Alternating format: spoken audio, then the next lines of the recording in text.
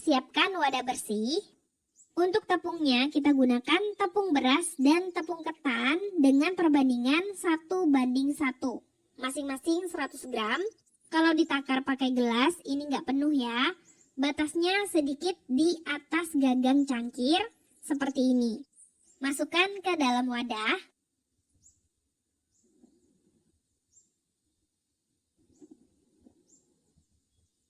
Tambahkan 1 sendok teh garam. Campurkan merata sebentar. Kalau udah merata, ini kita tinggalin dulu. Panaskan air di dalam wajan atau panci sampai mendidih. Kalau airnya udah mendidih, langsung aja kita angkat. Kemudian kita takar pakai gelas sebanyak 175 ml atau sebanyak 1 gelas takaran seukuran tepung beras dan ketannya tadi. Yaitu batasnya sedikit di atas gagang cangkir atau nanti bisa menyesuaikan. Tuangkan air panas ke dalam campuran tepung sambil kita aduk-aduk rata. Karena masih panas banget, kita gunakan sendok atau spatula terlebih dahulu ya.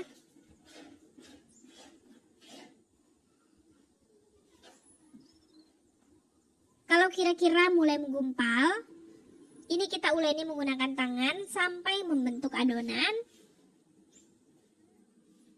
Ulen sampai membentuk adonan yang kira-kira bisa dibentuk seperti ini. Siapkan bidang datar. Ambil 1 sendok teh minyak wijen. Tuangkan ke atas alas datar. Tuangkan setengahnya dulu. Ambil adonan dan uleni kembali. Campurkan dengan minyak wijen sampai rata.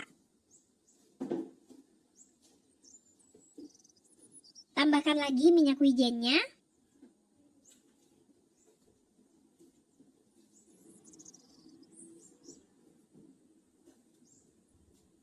Kalau sekiranya udah rata, kita panjangkan adonan sampai berbentuk seperti tabung panjang. Seperti ini. Bagi adonan menjadi beberapa bagian sesuai selera. Potong-potong menggunakan pisau atau scraper. Kalau udah dipotong-potong, ambil 1 bagian adonan, kemudian pipihkan memanjang. Tips, kita membentuknya saat masih hangat ya teman-teman. Dan ukuran ketebalannya bisa kalian sesuaikan dengan selera. Potong ujungnya, kalau mau lebih rapi, seperti ini. Lakukan sampai selesai. Dan ini dia hasilnya, jadi segini ya. Siap untuk direbus. Sebelumnya aku udah didihkan air di atas wajan. Airnya harus cukup banyak untuk merebus tok atau kue berasnya. Tambahkan sedikit minyak wijen.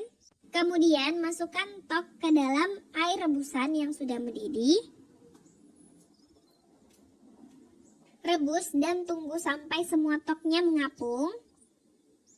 Kalau toknya sudah mengapung dan matang, angkat.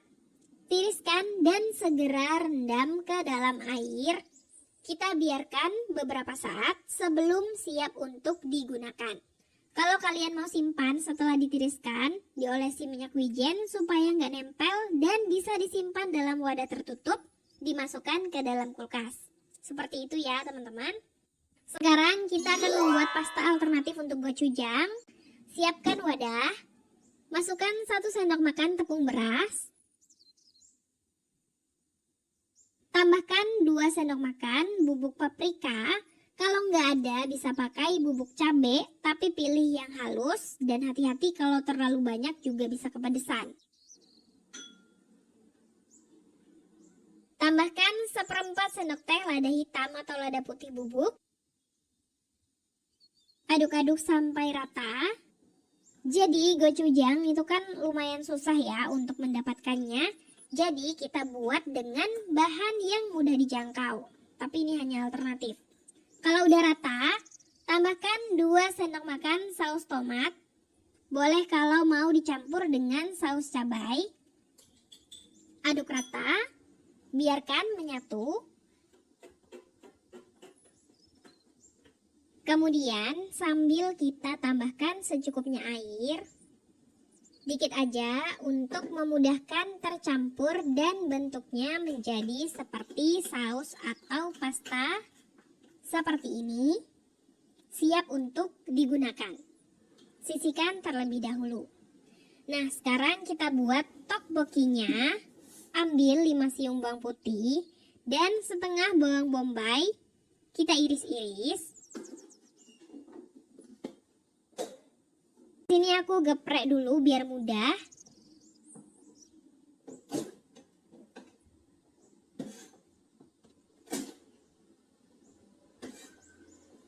Selanjutnya iris-iris atau cincang halus.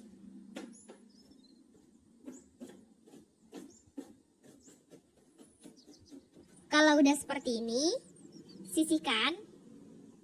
Dan untuk bawang bombaynya kita iris-iris seperti ini aja.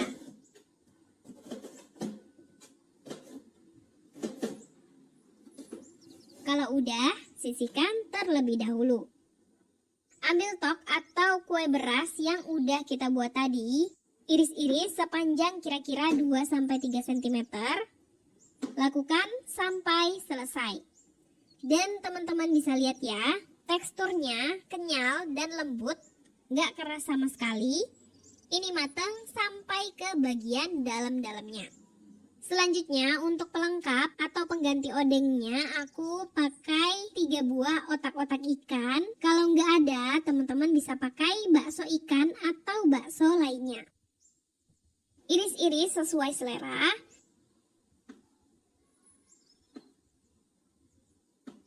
Seperti ini. Siapkan wajan. Nyalakan kompor di api sedang.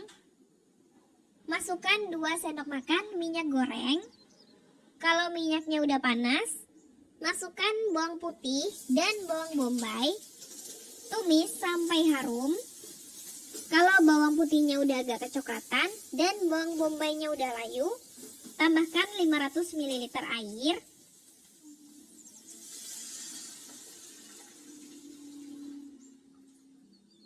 Aduk rata sebentar. Masukkan pasta alternatif gochujang yang udah kita buat tadi. Aduk-aduk sampai benar-benar tercampur rata. Kalau udah benar-benar tercampur rata, kita masukkan 1 sendok teh garam, 1 sendok teh kaldu bubuk, dan 1 sendok makan gula pasir. Aduk rata.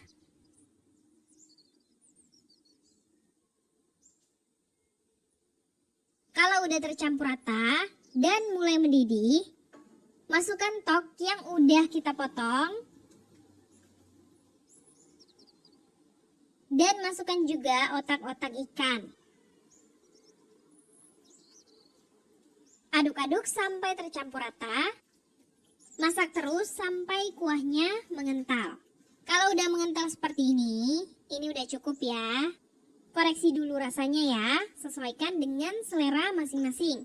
Terakhir, masukkan 1 sendok teh minyak wijen. Ini jangan sampai lupa ya teman-teman, ini wajib banget. Aduk rata sebentar. Kalau udah, siap disantap. Kalau mau dijual, teman-teman bisa kemas di wadah atau cup tin wall. Ini kira-kira untuk porsi ngemil sebanyak ini, jadi bisa dijual lebih murah. Penyajiannya tinggal diberi sedikit irisan daun bawang di atasnya, seperti ini. Dan juga jangan lupa ditaburi sedikit biji wijen. Dan ini dia tteokbokki ala rumahan dengan bahan-bahan yang mudah dijangkau. Ini tuh cocok banget dimakan anget-anget pas cuaca lagi dingin atau pas musim hujan kayak gini. Dijadikan ide jualan juga oke banget. Walaupun dari bahan-bahan seadanya, gak autentik, tapi rasa Koreanya itu dapat. Toknya kenyal, lembutnya pas, gak keras, dan gak bau. Kuah tteokbokkinya kekentalannya pas, gak rasa saus, rasanya enak, suka banget sama kuahnya. Ditambah otak-otak, tambah mantap. Selamat mencoba. Makasih udah nonton. Maaf kalau ada salah. Semoga bermanfaat. Wassalamualaikum warahmatullahi wabarakatuh.